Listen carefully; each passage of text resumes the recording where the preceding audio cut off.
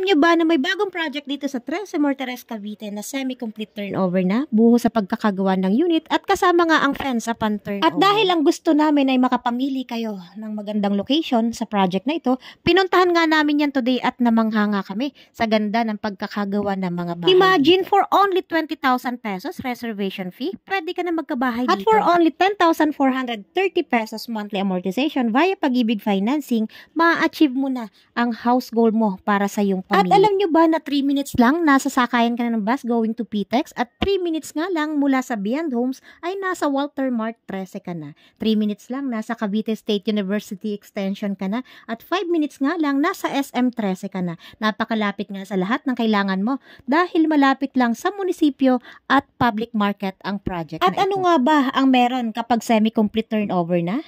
Naka-tiles na, may pintura na, may kisame na, at may fence. At kung ikaw nga ay kumikita ng 35,500 pesos monthly, ay pwedeng-pwede ka na mag-avail ng unit dito kay Beyond Homes. Kabi-kabila nga mga establishment na kakailanganin mo malapit dito sa location ng project na ito, tulad ng banks, malls, access roads to Dasma, Gentry, and Tansa. Hello everyone, it's me again, Eliza from EMI Group by Rise and Shine Realty Inc. At located nga ito si Beyond Homes dito sa Barangay Osorio, Trece Morteres, Cavite. At kung gusto mo nga makakuha ng magandang location malapit sa gate, magmadali na, magpa-schedule ka na ng tripping at mag-reserve ka na. Free tripping kami everyday mula Monday to Sunday. Kasama nyo kami mula tripping, reservation hanggang sa unit turnover. Bye.